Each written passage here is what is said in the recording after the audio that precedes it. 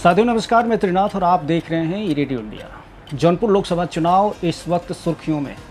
कारण यह है कि धनंजय सिंह की पत्नी श्रीकला रेड्डी का टिकट काटकर बहुजन समाज पार्टी ने पूर्व सांसद को यहां पर टिकट दे दिया दोबारा। 20 दिनों तक चुनावी गतिविधियों में शामिल होने के बाद, अपना कार्यालय खोलने के बाद श्रीकला रेड्डी के हाथ खाली हो गए। धनंजय सिंह ने बहुत बड़ा आरोप लगाया है और उनका कहना यह है कि बसपा ने इस बार उनके साथ एक बार फिर धोखा किया है। इससे पहले 3 बार और वो धोखा खा चुके हैं। इन बातों को लेकर के अब सियासी गलियारों में ये चर्चाएं चल रही हैं कि अगर श्रीकला रेड्डी जौनपुर लोकसभा सीट से चुनाव लड़ती तो भारतीय जनता पार्टी के लिए बहुत बड़ी मुश्किलें खड़ी हो जाती। लिहाजा राजनीतिक षड्यंत्रों के तहत भाजपा और बसपा ने मिलकर के इस टिकट को यहाँ से माइनस कर दिया है।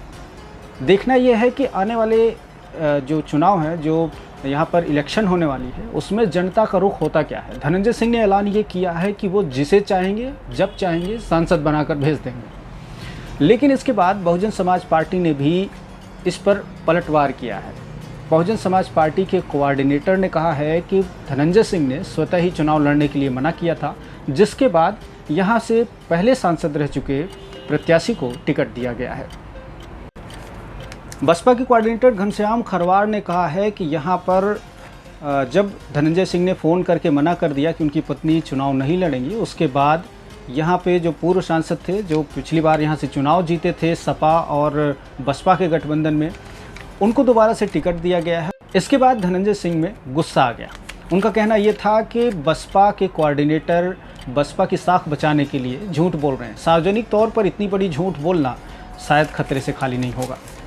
धनंजय सिंह का कहना यह है कि अगले 2-3 दिनों में स्थिति स्पष्ट हो जाएगी कि उनके जो अपने 4 से 5 लाख निजी समर्थक हैं वो किस तरफ और किस परिस्थिति में वोटिंग करेंगे। उनका कहना यह है कि जौनपुर लोकसभा सीट के अलावा मछली शहर लोकसभा सीट पर भी उनके समर्थकों के द्वारा प्रभाव अवश्य पड़ेगा।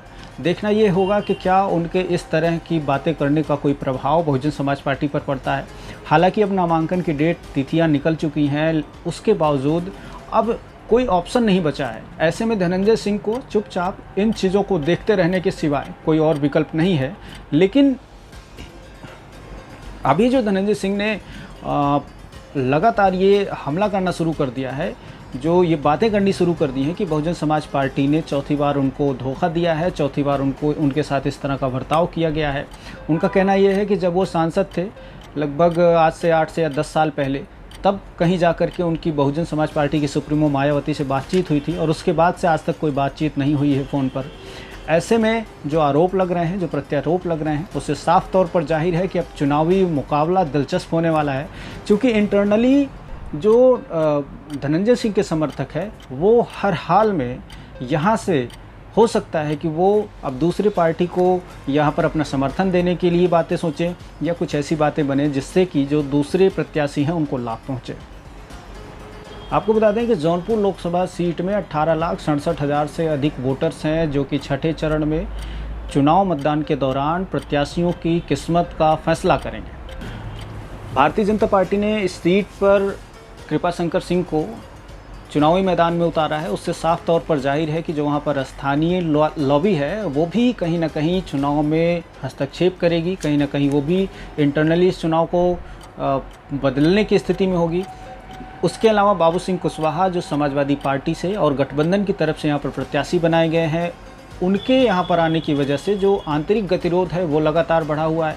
जो पार्टी के लोग हैं उनमें उनके खिलाफ बाहरी होने का और बाहरी होने जैसे शब्दों का इस्तेमाल करना ये बता रहा है कि अब उनमें आपस में ही नहीं बन रही है, जिसकी वजह से ये चुनाव दिलचस्प होता नज़र आ रहा है।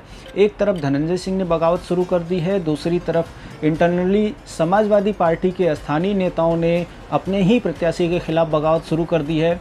ऐसे में कृपाशंकर सिंह के लिए, भारतीय जनता पार्टी के प्रत्याशी के लिए कहीं ना कहीं प्लस पॉइंट ज़रूर नज़र आ रहा है। और इससे ये भी स्थिति स्पष्ट हो रही है कि आने वाले जो चुनाव होंगे, जो छठे चरण का मतदान होना है जौनपुर में, ये 25 मई को होना है और 25 मई को ये स्थिति स्पष्ट हो जाएगी। प्रत्याशियों की किस्मत उस ईवीएम मशीन में कैद हो जाएगी, जिसको लेकर के अभी तक तमाम गहमागहमी का माहौल चल रहा है।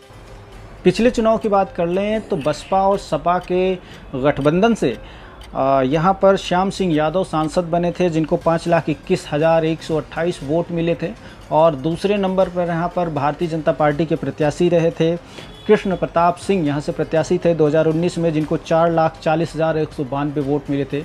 कुल 8,000 के आसपास का अंतर था और इस बार शायद वो अंतर मिटता हुआ प्रतीत हो रहा है।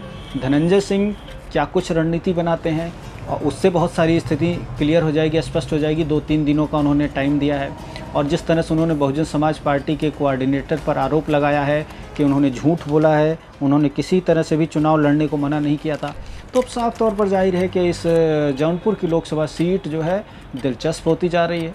और जिस तरह से धनंजय सिंह ने ऐलान किया है उससे भी ये बात सामने स्पष्ट हो रही है कि विरोध तो होगा, हर तरह से होगा, फ़ायदा किसे पहुंचेगा ये भी 2-3 दिनों में पता चल जाएगा।